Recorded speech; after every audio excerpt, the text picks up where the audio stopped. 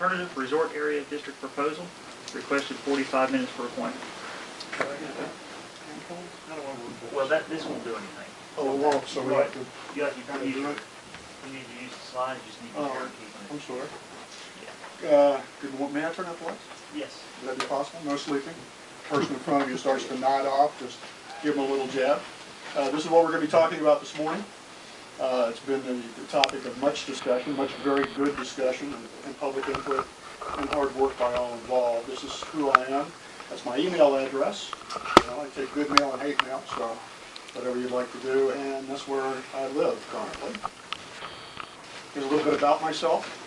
You should know who the guy that's talking at you and with you is, so this will tell you a little bit about where I've been, what I've done, and my background. I recently retired in January.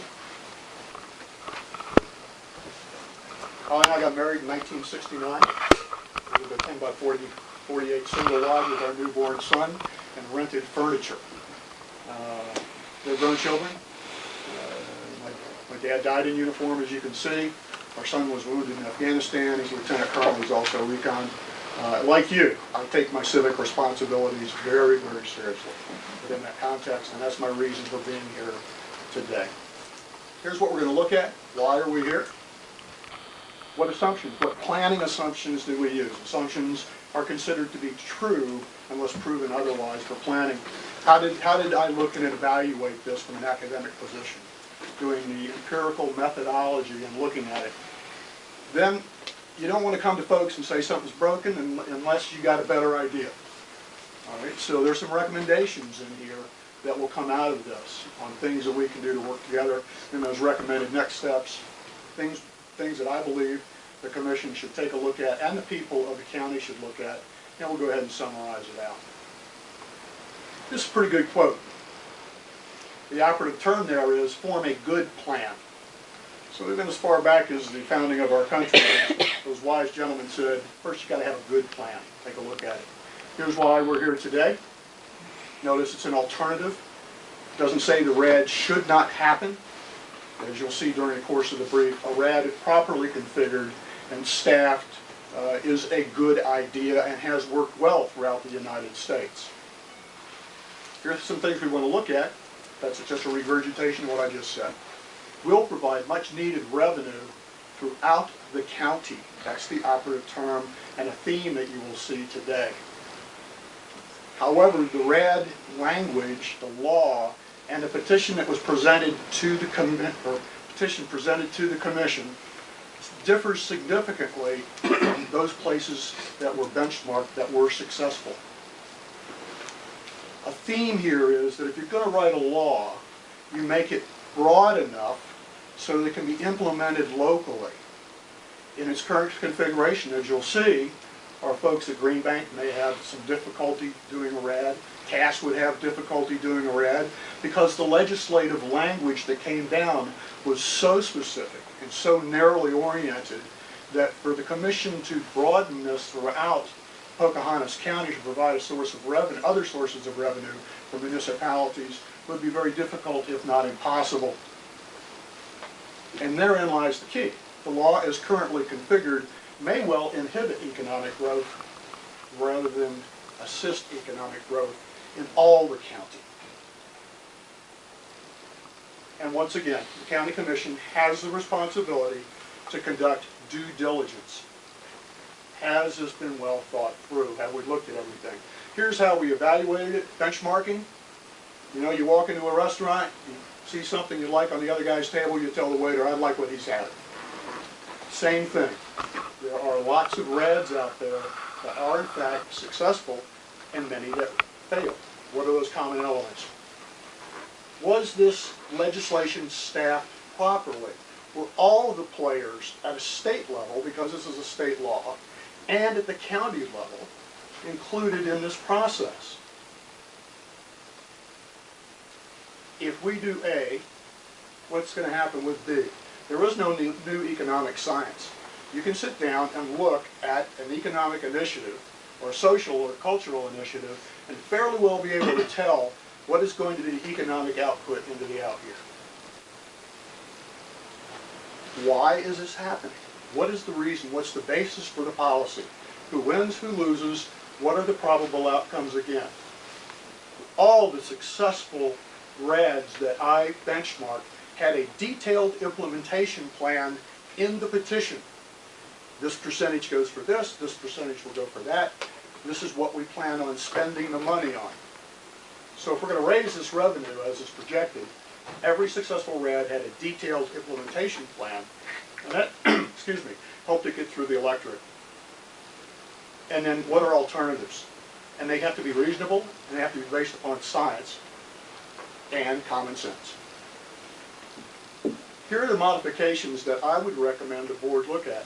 But please remember, these modifications may be contained in the state law, or they may be contained in the petition. Because, once again, the petition must be, or the state law must be broad enough so that the county commissioners can apply this concept anywhere throughout the county. And it is the petitions, then, that develop more and more specificity depending upon which locale you're going to implement it. Unfortunately, the law and the petition are very narrowly focused and may exclude development in places like Cass, in places like Greenbank. So the question is, can the law be applied to ensure that the county commission is fulfilling its responsibility to all the citizens of the county? This, in my opinion, is the most serious systemic flaw. That what came flying out of Charleston was narrowly focused and meant for only one place. First of all, voting. My recommendation is everybody gets to vote.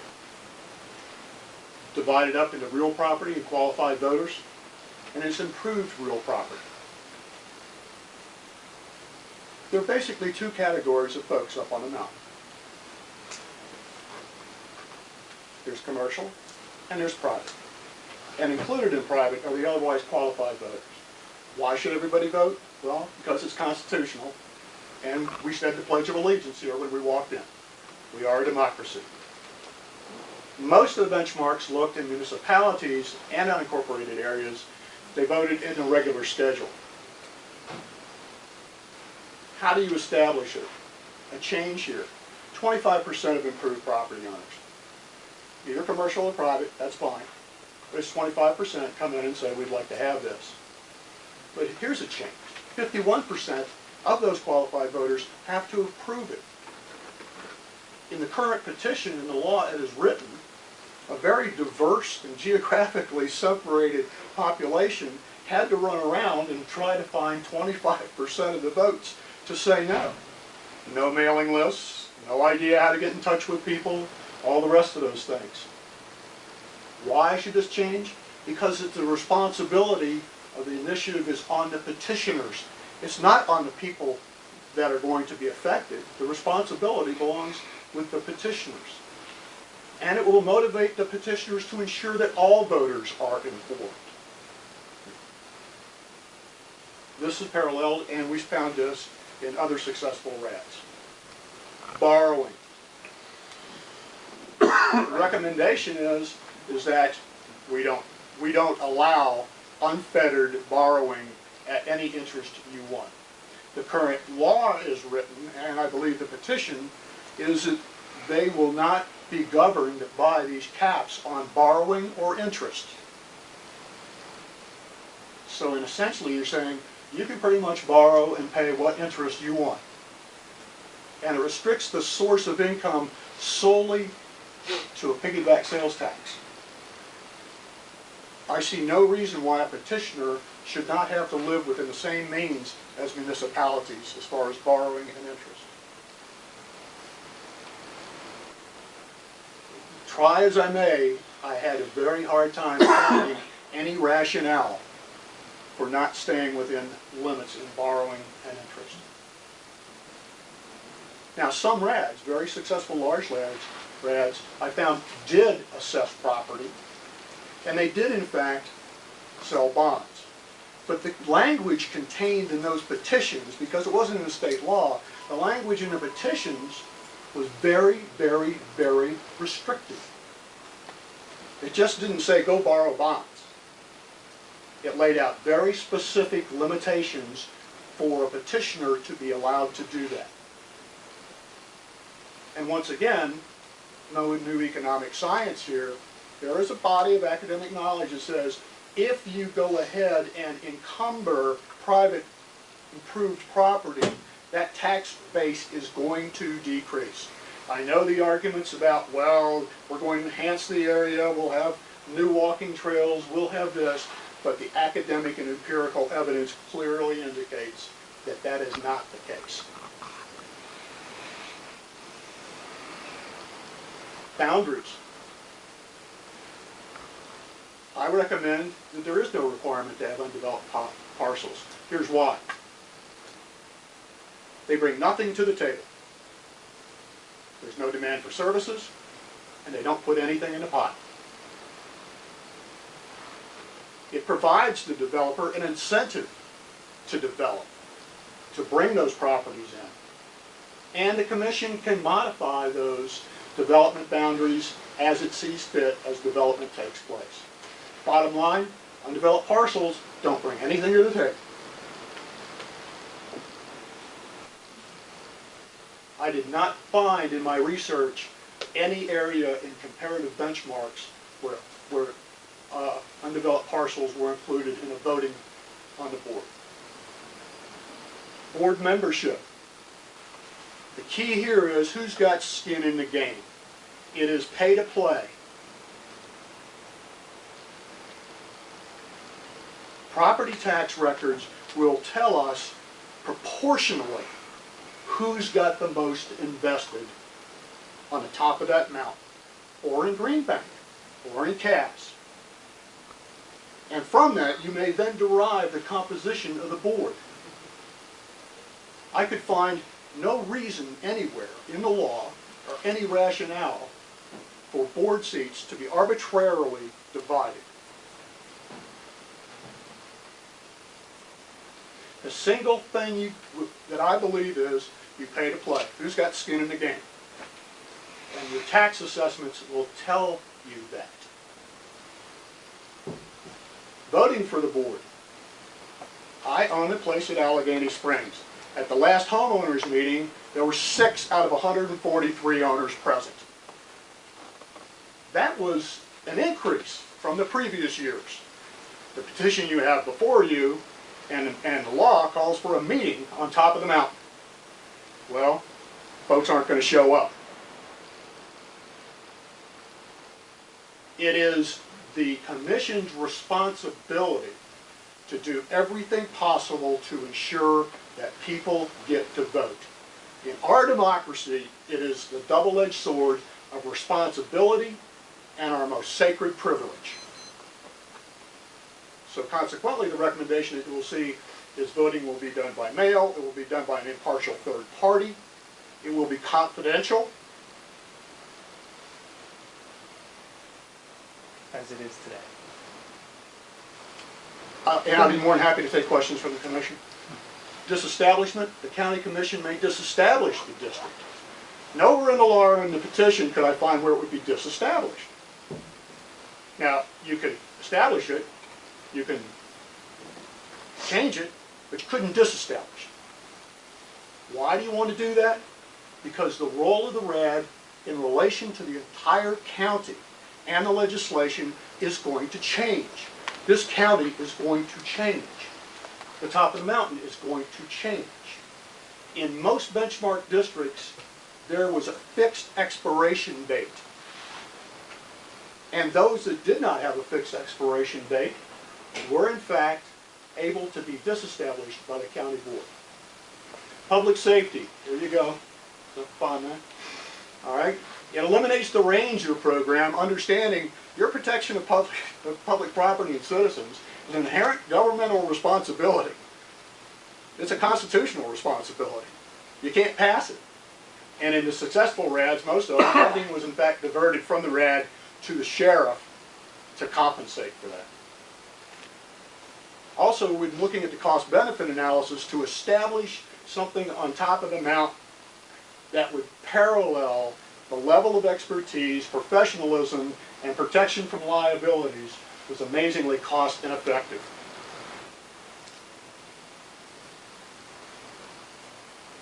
The petition did not have an implementation plan. And this is a quote. The better your implementation plan is, the more comfortable people feel with it, and it will lead to successful votes. That's the rhetorical question. Do we really know what that hole is going to look like? Do we have any idea? I saved the best for last. Commissioners, you're going to love this one.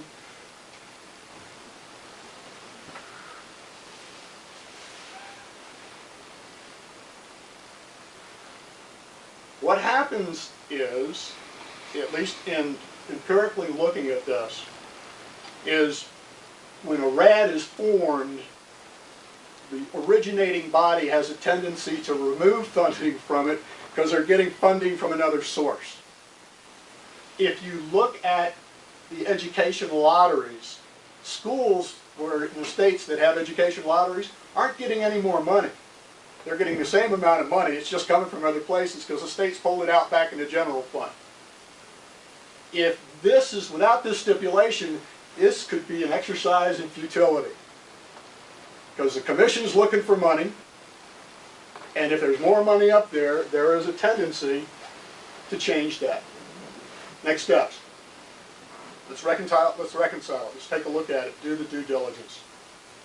Who should be included? I know that at least in my conversations with the Deputy Attorney General, that they were not included but would have liked to. A senior representative from West Virginia Economic Development Council, they would have liked to have been notified in it. In discussing with some other resort operators, they would have liked to have been included in it. And then there are the local guys, the local folks, just like Greenbank that wants to open up or could open up a RAD there. They would be affected by the law. So let's take it back and resubmit it. Under the premise that the law itself should be general in nature and the petition then brings specificity. Require any petition, whether it's from Interwest or Cass or anything else, to have a detailed implementation plan. So the Commission knows exactly where this money is going to be going. Defer any action on a current petition. Wait till it is ready. It is not ready quite for prime time. It can be beneficial. A RAD is not a bad thing. It's not the boogeyman under the bed. It's not the bad guy in the tree line. But it has to be properly planned and properly executed. Everybody's got to take a hand in this at the state level, and I will guarantee you this, that people are scurrying about at the state level as this is coming up. They don't want to be hoy. They're scurrying about, and they're going to see people ducking for cover. But that's just business. The process of development must be comprehensive. The Commission has to look into the future. Are you tying the hands of future county councils? We can and know that there is successful development out there.